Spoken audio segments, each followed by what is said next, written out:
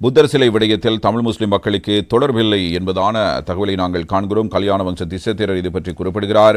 எனவே திருகோணமலை கடற்கரையில் புத்தர் சிலை வைக்கப்பட்ட விடயத்திலும் பின்னர் சிலை போலீசாரினால் அகற்றப்பட்ட விடயத்திலும் இங்கு வாழும் தமிழ் மக்களுக்கோ முஸ்லிம் மக்களுக்கு எவ்வித தொடர்பும் இல்லை. குறிப்பாக தமிழ் மக்கள் இந்த விடயத்தில் எவ்வித எதிர்ப்பையும் காட்டவில்லை என்பதை மிகவும் மகிழ்ச்சியுடனும் நேர்மையாகவும் கூறினேன். இங்கே தமிழர்களும் முஸ்லிம்களும் ஒற்றுமையாகவே வாழ்ந்து கொண்டிருக்கிறார்கள் என்பதாக அவர் இவ்வாறு குறிப்பிடுகிறார். என்னுடன் தனிப்பட்ட முறையில் மிகவும் நட்புணர்வுடனே அவர்கள் பழகி வருகிறார்கள்.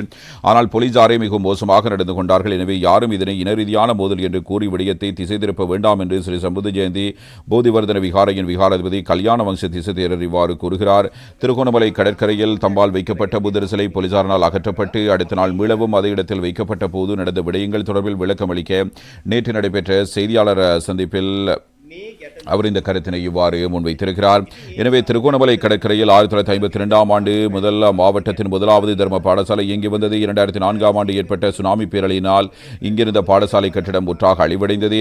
அது பின்னர் புனரமைக்கப்படவில்லை. எனினும் நீண்ட காலமாக இதை புனரமைக்க வேண்டும் என விரும்பினோம். இந்த நிலையில் இம்மாதம் இது தொடர்பில் எமது விகாரையின் நிர்வாக குழுவின் தீர்மானத்தின்படி அழிவடைந்த கட்டிடத்தை கட்டுவதென தீர்மானிக்கப்பட்டது. அதன்படி சென்ற சனிக்கிழமை வேலைகள் ஆரம்பிக்கப்பட்டன. நாம் எதனையும் மறைவாக செய்யவில்லை. எனினும் கட்டுமான பணிகள் திருகோணமலை துறைமுக போலீசாரால் இடைநிறுத்தப்பட்டது. எனினும் நாம் திட்டமிட்டபடி புத்தர் சிலையை அங்கு வைத்து வழிபாடுகளை நடத்தினோம். எனினும் போலீசார் நீதிக்கும் சட்டத்துக்கும் புறம்பாக இந்த இடத்துக்குள் அத்துமீறி பிரவேசித்து வணக்கத்துக்குரிய புத்தர் சிலையை பலவந்தமாக அகற்றிச் சென்றார்கள். அதனை தடுக்க முயற்சித்த என் மீதும் வணக்கத்துக்குரிய காசியப்ப தேரர் மீதும் போலீசார் தாக்குதல் மேற்கொண்டார்கள். இதனால் பாதிக்கப்பட்ட நாம் வைத்தியசாலையில் அனுமதிக்கப்பட்டு நேற்று காலை விகாரைக்கு திரும்பியிருக்கிறோம். இப்போது விடயம் நீதிமன்றத்தில் உள்ளது. திருகோணமலை நீதிமன்றம் இது தொடர்பில் இடைக்கால தீர்மானத்தை அறிவித்திருக்கிறது. இந்த இடத்தில் மேலதிகமாக எவ்வித கட்டுமானங்களை மேற்கொள்ள வேண்டாம். தற்போது உள்ளவை அவ்வாறு இருக்க வேண்டும். இறுதி தீர்மானம் வழங்கப்படும் வரை இதனை பின்பற்ற வேண்டும் என எமக்கு கூறப்பட்டிருக்கிறது.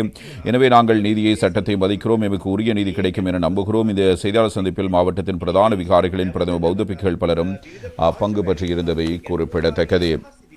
இது நேற்றைய தினம் கல்யாண வம்ச திசைத்தேரரினால் நடத்தப்பட்ட செய்தியாளர் சந்திப்பில் முன்வைத்த கருத்தாக அமைகிறது.